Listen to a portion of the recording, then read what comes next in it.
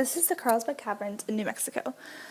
I'm going to run you through the perfect itinerary of the perfect day of how to enjoy everything that Carlsbad Caverns has to offer. There's a lot more than just going and exploring underground at the caverns, and so I'm going to take you through how to get through all the activities that you can do at the caverns in one single day. So I decided to start with this picture because it shows that the caverns and going underground and spelunking isn't something scary. It's not something scientific. You don't need a calculator. You don't need a headlamp necessarily. You just have to be open to the idea that you might get a little dirty and you might see something cool, as cheesy as that is. It's really important to have a good time and realize that people of all different activity and age levels can enjoy the caverns. This is a really cool retro map that I found of the caverns.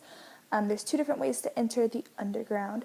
One is that big elevator that you see in the middle of the screen, and the other is to the left, near the Batcave natural entrance. The natural entrance is that winding path we just saw on the previous slide. So once again, all activity and age levels are catered to. So to kick the perfect itinerary off at Carlsbad, I would recommend starting with a ranger guided tour. If the Obamas are at Carlsbad, it has to be cool, right? So the ranger guided tour is all different skill levels, and this one is one of the easier ones. And they're there to provide safety tips, educational information, and kind of give the overall enhancement of experience. This is the King's Palace tour, and it goes 830 feet underground. It's about a mile and a half long, about an hour and a half long tour. And at one point in the tour, that ranger will turn off all lights and kind of give the visitors an experience of what being truly underground in the dark feels like.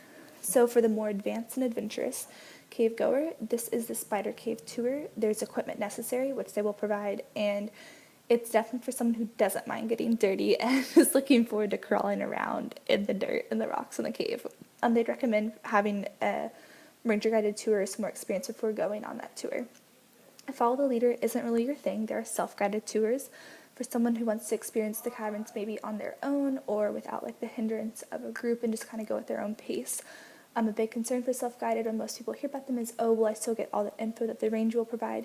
Yes, there are audio tapes that you can plug in and listen to, and as you go around really cool things, for example, the witch's finger in the left picture in the big room tour, you'll still get to know all about the witch's finger and all these cool formations through the audio tape. So it's like having a ranger there without the hindrance of the big group or going at the ranger's set pace. And this slide and the slide before were both the big room tour, which is the most popular tour at Carlsbad. This slide is also a picture of the big room tour. I included it because on the left you can see that people with disability or maybe physical hindrances can still enjoy the caverns because it's easily accessible. And on the right is a water pool, which is an homage to the Carlsbad Caverns beginnings, hundreds of millions, billions years ago, when the caverns were formed from an inland sea. And as that sea began to go down and as people started to come into the New Mexican area, Native Americans lived in the Carlsbad Caverns. And this is an example of a pictograph that was drawn 12 to 15,000 years ago, and people can see during the big room tour. This is Rattlesnake Springs. It's above ground at the Carlsbad Caverns, and it was a rendezvous spot for Native Americans and ranchers. This area is a great place to have a picnic dinner, so after spending all day underground, playing around in the caves, touring, I'd recommend coming up, having dinner above ground, getting a breath of fresh air before you go see the bats.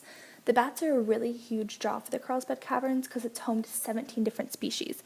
When I developed this slide, I wanted to put a really creepy, gross picture of a Halloween typical bat. But as I did this project, I realized bats are actually pretty cool, pretty cute, and that's kind of what Carlsbad wants to teach visitors, is that bats aren't something that's really scary or something to be afraid of. This picture is a photo of 400,000 Brazilian free-tailed bats, which is one of the 17 species at Carlsbad. The cute little guys in the previous slide were also Brazilian free-tailed. And the Brazilian free-tailed leave the cave every night around dusk. And in spring and summer, a ranger will lead an information session, which in the left picture, that gray blurb, that is a ranger giving an information session in the evening. And as the sun begins to set, the bats will zoom right over the top of the tourist's head and visitors' heads as they go get dinner. So it's good for people to interact with nature and bats without necessarily having to touch or get too close to a bat. And immediately after the bat flight program, there's the night sky party, which is just essentially a huge watch party for all of the visitors who want to get a nice view of the constellation and stars away from all the city light pollution.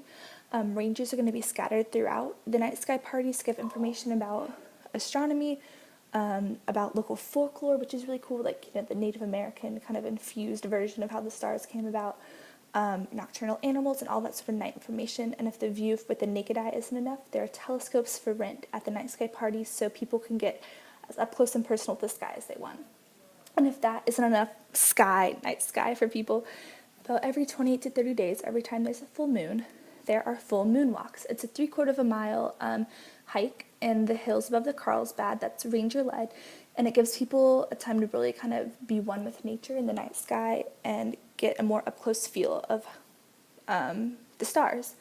And about every 3 weeks, the International Space Station flies over the Carlsbad Caverns, and it's a great place to spot the space station because there's no that city light pollution, and it looks like the perfect shooting stars it goes by. And if any of you are actually in New Mexico tonight, that's when the next flyover is. On April 15th, there's National Free Park Day, and that is a nationwide day where national parks are offering free entrance to people. The $10 fee to enter Carlsbad Caverns will be waived. The only thing people have to pay for will be the ranger-led tours. Everything else that I've mentioned is free.